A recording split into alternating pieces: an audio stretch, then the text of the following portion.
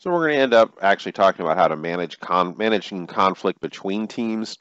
So again, organizational conflict does not need to be eliminated, and we don't want to view the concept that all conflict is bad. We want to think about how conflict can become toxic and how can we manage it to where whatever conflict is occurring in between teams is at a minimal level, so they're not necessarily fighting over resources or fighting over goals, but they're more of competing to compete those goals and to actually use those resources well.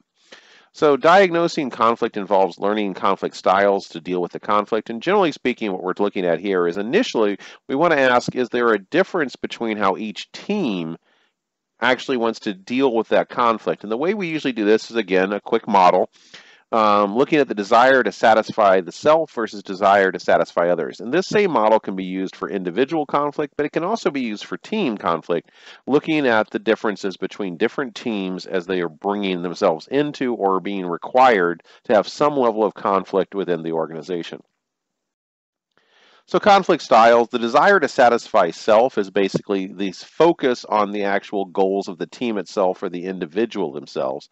The desire to satisfy others refers to the desires to satisfy other individuals or to satisfy greater goals. So if we're looking at this conflict style map and we're thinking of it for individuals, we're basically asking how high is each individual's focus on desiring to satisfy their own goals versus their desire to satisfy the goals of others. And from that viewpoint, you can see that if you're low in desire to satisfy yourself, then we can look at your desire to satisfy others. If you have a low desire to satisfy yourself or others, you tend to just avoid conflict. There's no reason for it. You're not necessarily wanting to achieve your own goals, nor are you wanting to actually satisfy the goals of others. You're just going to check out. If you have very little desire to satisfy your own goals, but a strong desire to satisfy the goals of others, you're going to be very obliging. This is going to be someone that's not going to disagree much. They're not going to actually cause much conflict. But the only reason they're not causing conflict is that they're just not even really standing up for their own goals. They have very little desire for them. Now, as we increase that desire for individual goals, we start to shift into another situation that if the goals are primarily, if we have an individual that's primarily focused on simply their own goals, but not the goals of others, we're usually going to see a very domineering style.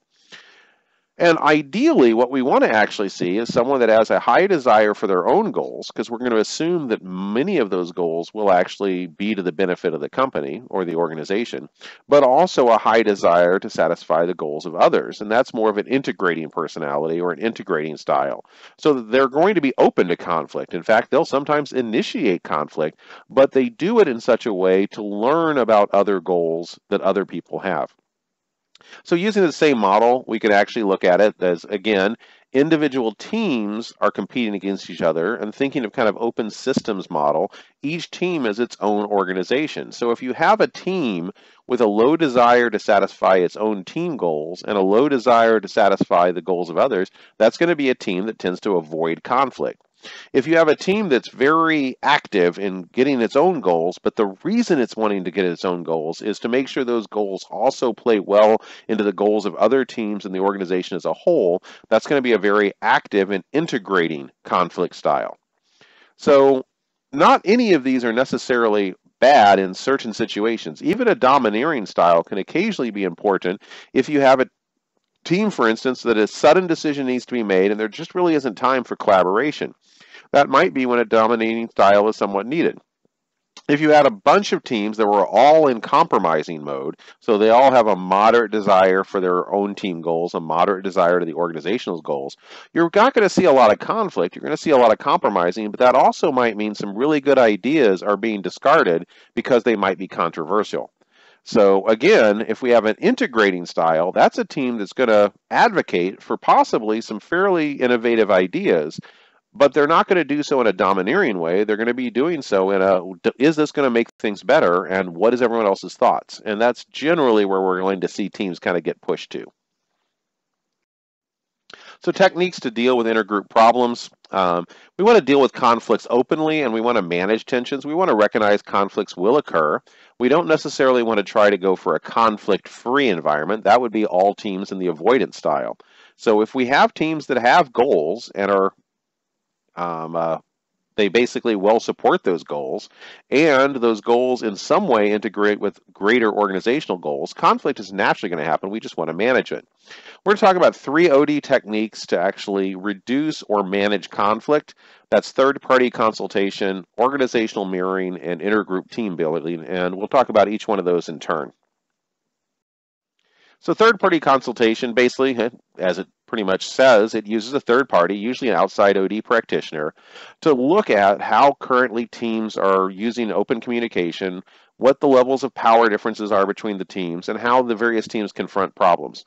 And it basically provides a diagnostic insight, and then usually suggests sources of emotional support and skills to allow those teams to work better. So a third-party consultation generally is focused on having an expert person do a diagnostic of team communication and team interaction, looking for potential problems and how to reduce those problems by providing skills and emotional support to the individual teams based on this diagnostic insight. Excuse me.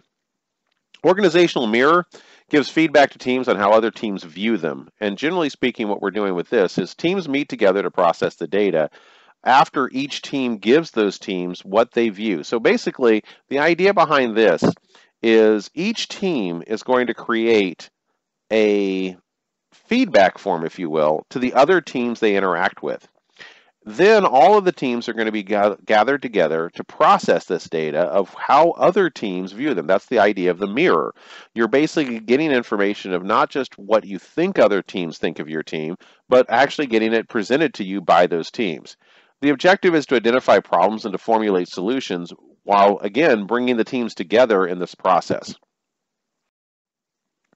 Then we have intergroup team building. And the idea behind this is members work on issues of interface, of how they communicate to each other. It usually involves 5 steps. The step 1 is that working separately, 2 teams will make 3 lists. They'll make a list of how they see themselves and their roles and their goals, how they think other teams see them, and then how they see the other teams. So each team is going to go through this process separately. Now, I'm using an example of simply doing 2 teams, which is usually easiest to do, but you could definitely do this with more than 2 if you wish to. I would suggest you usually get best results by choosing 2 teams that have a lot of conflict between each other to help them understand how this conflict is occurring and also to see if some of it's coming from simply perceptions. Step 2 is meeting with the other team. A person from each team then presents their list to that team. So each team basically gets here's what the other team thinks of itself, here's what the team thinks of you, and here's what the team thinks you think of them. The teams then meet separately to discuss the information they've been given, to determine how much they agree with it, what they've learned from it. And then generally what you're going to do is to foster interdependence. You're going to create some subgroups by mixing members of the 2 teams to develop action plans on how to basically solve this problem. Notice that whenever we're talking about team interventions, at some point, almost every intervention we've discussed involves the teams themselves coming up with the solution. So really one of the broad themes of all of these OD interventions is the OD expert or external consultant is helping the teams to use a structured way to gather information about their process, communication, and decision making, or their interactions with other teams, or a diagnostic of how their team functions as far as their roles and their expectations. But at some point, that information is given back to the team itself to use its own skills and strengths to basically develop their own action plans on how to increase this productivity, reduce role ambiguity, or increase communication and decision making. Again, generally after these subgroups come up with their ideas, again, developed from both teams, they'll then present them back to the original teams, and they'll hopefully be implemented. And on many interventions, the follow-up will be an evaluation meeting to determine, hey, has this actually increased productivity and successful communication between these teams, and have we seen a reduction in conflict?